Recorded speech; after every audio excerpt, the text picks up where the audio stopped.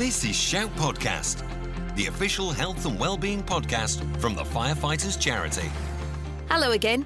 Welcome back to Shout Podcast from the Firefighters Charity.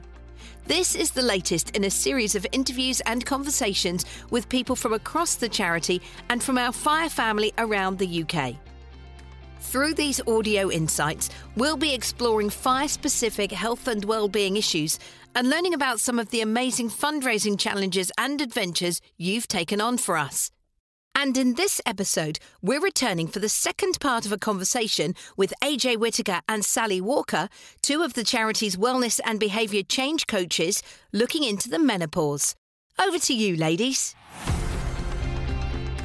Hello, AJ. Hi, Sally. How are you? Nice to see you. I tell you what, meeting up with you is one of the best parts of my day. However, I have to say that today, the warm-cold spell seems to be in my room on its own. So if I start to suddenly go really hot and then look really cold, you'll just have to excuse me because the old hot flushes are coming thick and fast today. Right. I think it's really tricky managing them, actually. I find it hard because my workspace, as you know, is the conservatory. Yeah. So it can go, if the sun comes out, it can go through like 16, 17 degrees up to 21 degrees, 22 degrees really quickly. So although my hot flushes aren't too bad at the moment, I found that they're controlled really well with my HRT. I still layer. I still use layers. Yeah. I know you do too, but layers, I remember being my best friend when I first started with peri-menopause and having those hot flushes, because I didn't like the hot flush, the sensation. It was horrible, going right the way up and then prickling around my hairline. So my hairline would get all sweaty. It was all right when I had a fringe. I could hide behind it a bit more. But it didn't feel very nice. But the worst bit for me, I don't know if I'm just a bit weird with this, was the cooling down afterwards. I went really cold, but I'd also have this, it sounds horrible, but I know I can talk to you about it. I'd have almost like this horrible slight sheen or film of sweat, but it was cold. Yeah. So having then been able to put a cardigan on and maybe pop a scarf on. So layers were my best friend with hot flushes. Yeah. But I think it's strange. Maybe it was, but I hated the cold afterwards more than I almost hated the flush, which I think is probably a bit weird. I started off using a sports wicking vest. Oh. Because I found that actually that on the surface of my skin worked really well. And I know everyone's slightly different, but I found that worked really well initially. But the other thing I've struggled with, and which I've got fingerless gloves in the office and gloves, was, and you mentioned about the cold, losing the feeling in the ends of my fingers, a little bit like Raynaud's and getting really cold. And Raynaud's, yes, I've got that anyway. So I've noticed that my nails would go blue. Mm-hmm. Yeah. Afterwards, which was another reason for piling on the layers. Yeah. So I found things that, and I wasn't going to go out and spend loads of money, so I looked at what I had in at home: fingerless gloves, cycling gloves, running gloves, ordinary gloves that were easy off and on, and then the fingerless ones with the mitts over the top. Oh, yeah. They were really useful. So I ended up being sat in the office, and actually on an online meeting you can do it, with a blanket round my legs, which I could then take off and on, 2 or 3 pairs of socks. And you can't do that if, say, you're working in operational control. You can't do that. No. So you have to think of something slightly different for your work situation, and get creative. So the wicking vest you mentioned, obviously not being particularly sporty, as you know only too well. I don't have anything like that, but are they easy to get and are they expensive? I actually picked up, once I'd borrowed some from my partner, I actually managed to pick some up secondhand really easily. Because again, it's a transition, isn't it? After a while, and the estrogen level calms down, either HRT or plant-based foods, or however we're working with that, you may or may not need it. So in a sense, the layers, and you talk about layers, I think I've got 4 on at the minute, which may go down to 1. I've got but also natural fibres. yeah. And certainly if you're sat in an office all day and you don't have the luxury of being able to sit with a blanket around your legs, which you can take off, having natural fibres and clothing with natural fibres makes a big difference, because it allows your skin to breathe and it gives you options. Yeah, that's absolutely true. Yeah, a friend of mine was saying, I mean, she actually works in operational control, but she was saying they've been issued with a menopause-friendly uniform. So that's a thing now. Wow. By rescue services, yeah. And looking at wicking properties, different weight fabric and things like that. Yeah. The other interesting thing that I've seen recently, and sort of aligned to perhaps us more mature women, and that's again a huge judgment because the menopause is not just for mature women, having large handbags with different changes of clothes.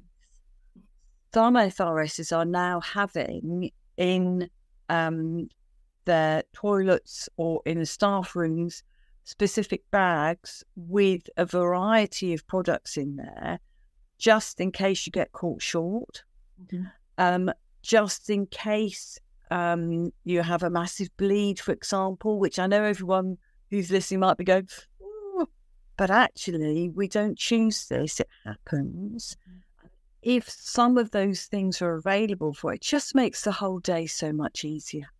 Yeah. It makes going to work much easier if you've got those support things in place where you can still function at work, you can still be at work, you reduce that anxiety around something happening or something untoward happening, and are able to use this stuff. It's been really interesting seeing what support has been offered, also what support is actually taken up by us, because I think there's self-stigma around accepting that we're menopausal. I know. I mean, I used to, working at home, I know it's a lot easier, so it's different. But if there's access to a fridge, I used to keep a T-shirt in the fridge. Yeah. When I was at my worst. And if I was really, really hot, then I would, pop that on and then it down and work again. But of course, that's not the same when you're in a office sort of environment. It was easy for me because I was working from home.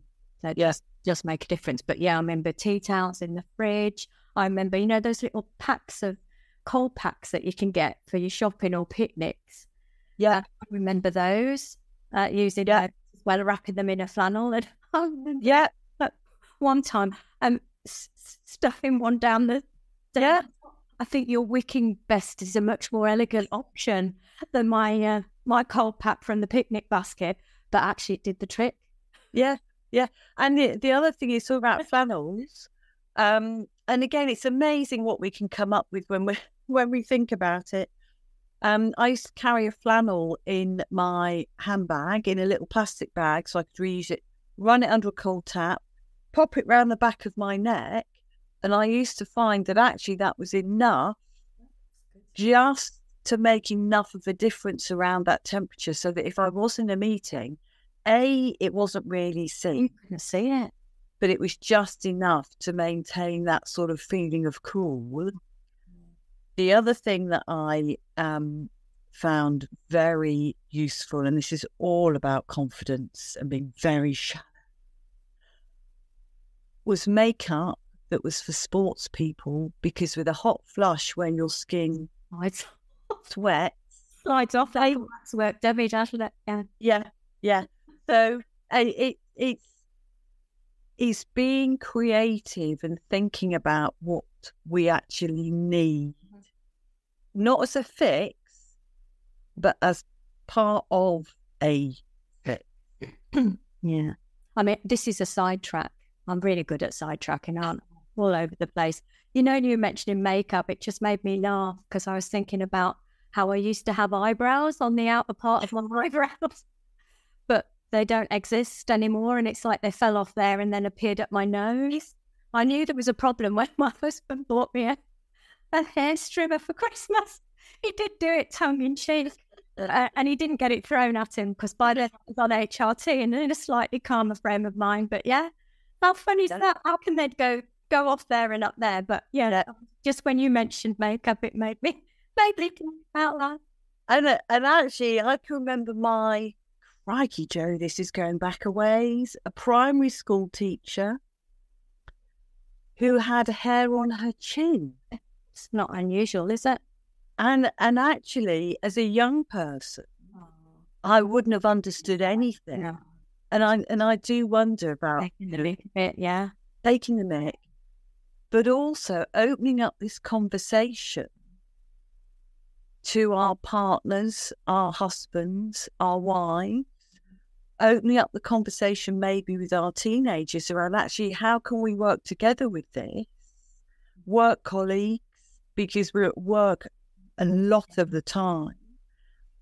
Actually, there's real value in having some honest conversations about what support do I actually need, what support can you offer, and if you can't, actually agreeing a way forward so that this becomes I don't want to say transition, but it becomes part of what life is. We don't choose the menopause. And for some people, unfortunately, with sort of, mouth, brain, engage, POI. So, and now I can't even remember what it stands for. Premature ovarian insufficiency. You are a star. You are a star. Which again, they don't choose. So that comes early. Yeah. And medically induced. And medically induced. Yeah. Surgically. Yeah. Yeah. And so opening up those conversations and sometimes knowing what questions to ask and knowing how we are reacting to it can help everybody in this conversation. And it's not always easy, is it, to bring that up? Because I know with my kids and other half, sometimes I was unreasonable, and actually it wasn't unreasonable behaviour. It wasn't very nice. It maybe wasn't entirely characteristic, so I like to think. And we had conversations. It wasn't easy, but about how I wanted them to challenge that, because I wanted them to challenge it. I wanted them to say, I'm thinking about when we chatted the other day and you were talking about the cup of tea, right colour, and you nearly chucked it over your other arm. We found a way that they could challenge that unhelpful behaviour that we agreed would work for us. And that's unique and individual for every sort of partnership or people in the house and that, or work colleagues. But if you agree it in advance, if I am being somewhat difficult, then if it's okay with you, this is the kind of way that would be really good to challenge me and get the best out of the situation, because it's okay if I'm being like that. But equally, we all know the wrong thing said can just be an incendiary device and make things 10 times worse, can't it? Yeah. There is I'm not quite sure of the right word. Being open to being vulnerable, feeling safe in being vulnerable around this conversation can make all the difference to making it easier for everybody that we live with and work with, and easier for ourselves to go through this and come out. I was going to say the other side, but that almost sounds like that old-fashioned, the change. What are we changing to? Aliens? Yeah, it feels like it sometimes. It's like an alien's inhabiting the body. I know. Yeah. So there is we could almost do the traffic light system of playing cards of red, today, this minute, don't come anywhere near me, or I need to go and work on my own, to green, actually I'm open to conversations and it's safe for everybody around. But we need to own that, and we need to manage our health and our menopause so that people can engage with it. I agree totally. Makes sense what you're saying. Yeah. And on that light, I'm now going to the small room. Oh, I knew. And to put the kettle on and try and not put the kettle in the fridge. Oh, good luck with that. Yeah. We'll catch up soon. Yeah. All right. Take care, Sally. Bye. All right. Thanks again to AJ and Sally for some great advice and insight into some of the common issues affecting women going through the menopause. Of course, if you'd like to know more, all the information you need on the menopause can be found on the charity's website and on My Firefighters charity. You'll find online courses as well as videos and articles from AJ, Sally and the team, and all the links can be found in the episode notes. So that's it for another episode of Shout Podcast. Coming up next time, we'll be finding out about life as an on-call firefighter when we sit down for a chat with a crew from Pitlochry Station in Scotland. So, I'll see you then. Shout Podcast.